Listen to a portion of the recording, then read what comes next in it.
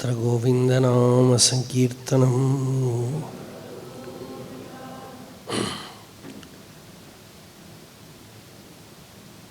ശ്രീമദ് ഭാഗവത യജ്ഞത്തിൽ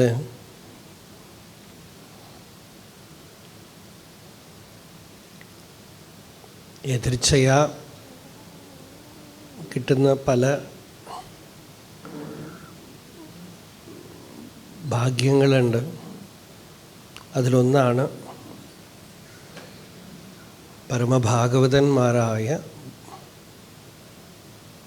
ഭക്തന്മാർ, ഭാഗവതന്മാർ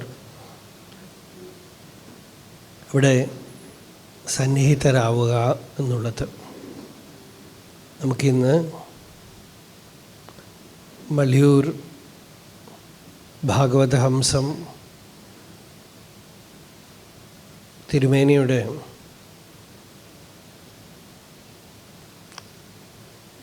പ്രത്യക്ഷ രൂപം പോലെ, ഇപ്പോൾ തിരുമേനിയുടെ രൂപവും അതുപോലെയായി. പരമേശ്വരൻ തിരുമേനി ഇവിടെ വന്നിട്ടുണ്ട്. കുറച്ച് നേരം അദ്ദേഹം വലിയ തിരക്കെന്നൊന്നും ഓടിക്കത്തിച്ച് വന്നിരിക്കുകയാണ് ഇവിടെ. അപ്പോൾ നമ്മളെ മള്ളിയൂർ സത്രത്തിൽ പോകുന്നതിന് മുമ്പൊന്ന് കാണാൻ വേണ്ടി വന്നതാണ്. അപ്പോൾ ഇതിൻ്റെ ഇടയിൽ ഇവിടെ വന്ന സ്ഥലത്ത് കുറച്ച് ഞാൻ പറഞ്ഞു, ഭക്തന്മാർ ഇത്രയും പേരുണ്ടല്ലോ, കുറച്ച് നേരം ഭഗവത് ഗുണം ഒന്ന് പറഞ്ഞിട്ട് നമുക്ക് നമ്മുടെ പതിവായിട്ടുള്ള സത്സംഗത്തിലേക്ക് പ്രവേശിക്കാം. സർവത്ര ഗോവിന്ദനാമ സങ്കീർത്തനം. കൗമോദകി സരസിജം കരുണാസമുദ്രം രാധാസഹായമതിസുന്ദരമന്ദാസം വാതാലേ സമനശം ഹൃദി ഭാവയാമി. ഗുരുവായൂരപ്പ ശരണം. നാരായണ ഗുരുവായൂരപ്പ.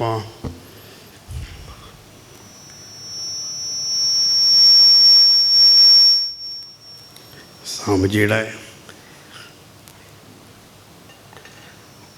മുമ്പിൽ വന്നിരിക്കുമ്പോൾ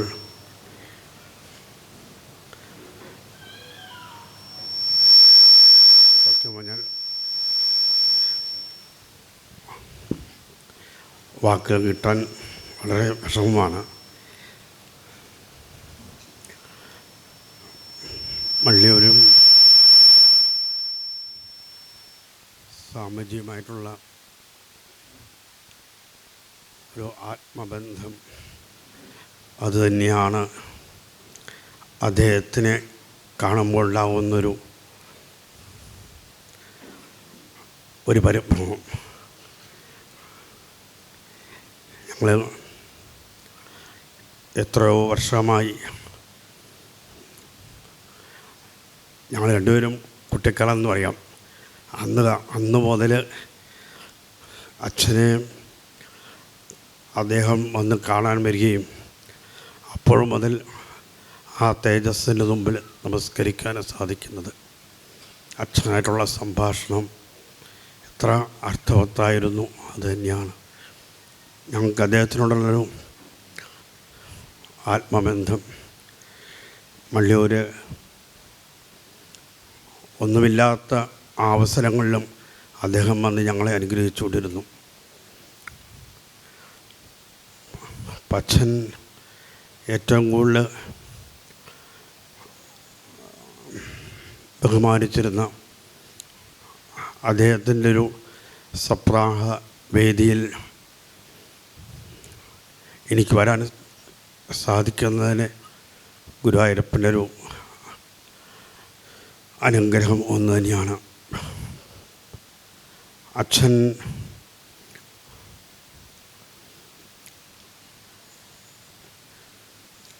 പറയാറുണ്ട്, സജ്ജനങ്ങളുടെ മുമ്പിൽ പോയി നമസ്കരിക്കണമെന്ന്.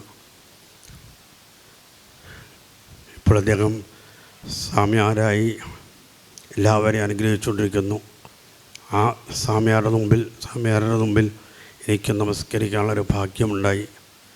അതുമാത്രമാണ് ഭാഗവതം എങ്ങനെയാണ് പാരായണം ചെയ്യേണ്ടത്, എങ്ങനെയാണ് പ്രഭാഷണം നടത്തേണ്ടത് എന്ന് വളരെ ഗംഭീരമായി അദ്ദേഹം ഓരോ ഭക്തന്മാർക്ക് പറഞ്ഞു കൊടുക്കുന്നു. അദ്ദേഹത്തിൻ്റെ സന്ദേശം എല്ലാ ഭക്തന്മാരും ഉൾക്കൊണ്ടുകൊണ്ടാണ് എല്ലായിടത്തും വിരാജിക്കുന്നത്. ഭഗവാൻ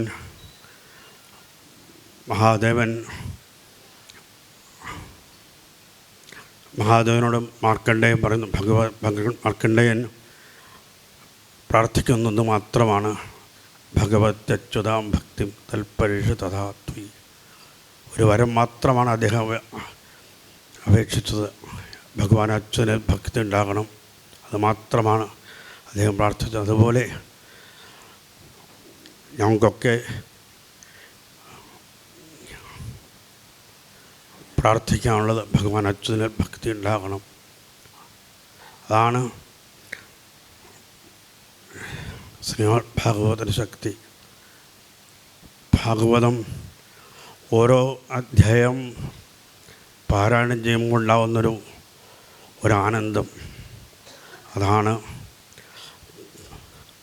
തദേവരമ്യം രുചിരന്തവന്തം എന്ന് പറയുന്നത്. എത്ര വായിച്ചാലും മതിയാവില്ല ഭാഗവതം. അത്രയ്ക്കധികം വേദവ്യാസൻ വർണ്ണിച്ചിരിക്കുന്നു ഭാഗവതം. ഓരോ ശ്ലോകവും എന്തൊരു മാധുര്യമാണ് ഭാഗവതത്തിനുള്ളത്. ഭാഗവതത്തിലെ കഥകൾക്ക് ഓരോ ആചാര്യന്മാർ പറയുമ്പോൾ ഉണ്ടാകുന്നൊരു ഭക്തന്മാർക്കുണ്ടാകുന്ന ആനന്ദം വേറെ ഏത് പുരാണത്തിനാണ് കിട്ടുക. അതാണ് ഭാഗവതത്തിൻ്റെ വൈശിഷ്ട്യം.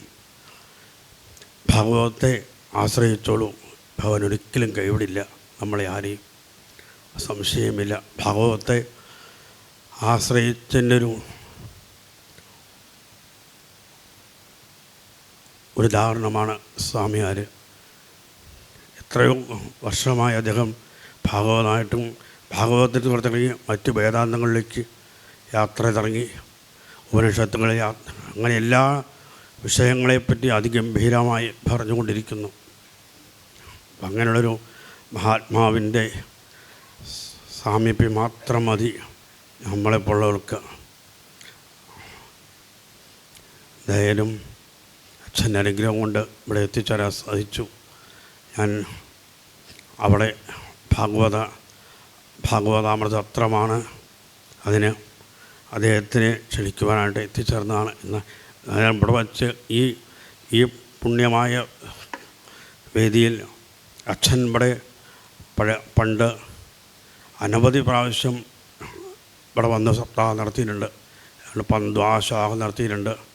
അതുപോലെ എല്ലാ സപ്താഹത്തിനും അച്ഛൻ ഇവിടെ എത്തിച്ചേരും. ഒരാഴ്ച ഇവിടെ ഇവിടെ അച്ഛനുള്ളപ്പോഴാണ്. അപ്പോൾ അദ്ദേഹം അച്ഛനെ കൂട്ടിക്കൊണ്ടുവരും. അന്നൊക്കെ ഞാനും ഇവിടെ വന്ന് അച്ഛൻ്റെ കൂടെ നിൽക്കാറുണ്ട്. ആ സപ്താഹങ്ങൾക്കൊക്കെ അച്ഛൻ ഇവിടെ വേണമെന്ന് അദ്ദേഹത്തിന് നിർബന്ധമാണ്. അച്ഛനാണെങ്കിലും എല്ലാ സൗകര്യങ്ങളും ചെയ്ത്, കുളിക്കാനുള്ള സൗകര്യങ്ങൾ ചെയ്തു കൊടുക്കും,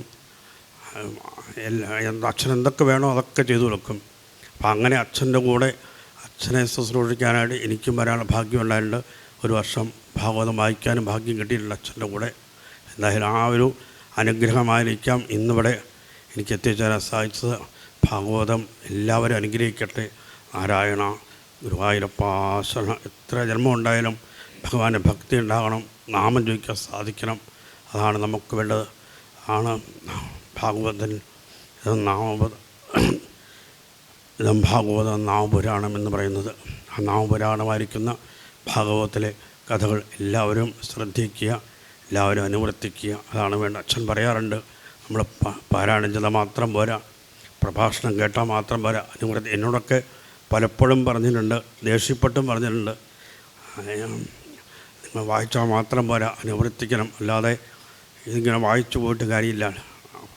നമുക്കൊന്നും ഇനി ഒരിക്കലും സാധിക്കുന്നു വിശ്വാസമില്ല, ഇനി നടക്കുന്നു തോന്നില്ല ചില അനുവർത്തിക്കാൻ. കുറച്ചൊക്കെ സാധിക്കും എന്ന് വിചാരിക്കുക. അതല്ലാണ്ട് ഇപ്പോൾ അവരെപ്പോലൊന്നും അച്ഛനെപ്പോലൊന്നും അനുവർത്തിക്കാൻ സാധിക്കുമോ സംശയമാണ്. അപ്പം അച്ഛൻ എപ്പോഴും പറയുന്നൊരു വാക്കാണ്, അനുവർത്തിക്കണം, അല്ലാണ്ട് ഭാഗവതം വെറുതെ കാണരുത്. ഭാഗവതം പ്രത്യക്ഷ സ്വരൂപമാണ്. ഭാഗവതം ശ്രീകൃഷ്ണ ഭഗവാൻ തന്നെയാണ് അവതരിച്ചിരിക്കുകയാണ്. അതിനതുപോലെ തന്നെ കാണണം. ഭക്തിയോടെ ആശ്രയിച്ചതിൻ്റെ ഗുണമാണ് അച്ഛന് അനുഭവിച്ച കാലം മുഴുവൻ. അച്ഛൻ്റെ ആ അനുഗ്രഹം കൊണ്ട് ഞങ്ങൾക്കും അച്ഛൻ്റെ പാത കുറച്ചൊക്കെ പിന്തുടരാൻ സാധിക്കുന്നു. എന്തായാലും സ്വാമിജിയുടെ മുമ്പിൽ നമസ്കരിച്ചുകൊണ്ട് നിർത്തുന്നു. ഗുരുവായൂരപ്പ. ഹരേ രാമ ഹരേ രാമ രാമ രാമ ഹരേ ഹരേ, ഹരേ കൃഷ്ണ കൃഷ്ണ കൃഷ്ണ ഹരേ ഹരേ, ഹരേ രാമ രാമ രാമ ഹരേ ഹരേ, ഹരേ കൃഷ്ണ കൃഷ്ണ കൃഷ്ണ. അവിടെ 21 മുതൽ ആരംഭിക്കുകയാണ് ഭാഗവതാമൃത സത്രം. എല്ലാവരും എത്തിച്ചേരണം. സ്വാമിജിയും 24 25 അവിടെ എത്തിച്ചേരുന്നുണ്ട്. എല്ലാ മഹാത്മാക്കളെയും വള്ളിയൂർക്ക് ക്ഷണിക്കുകയാണ്. ഗുരുവായൂരപ്പ.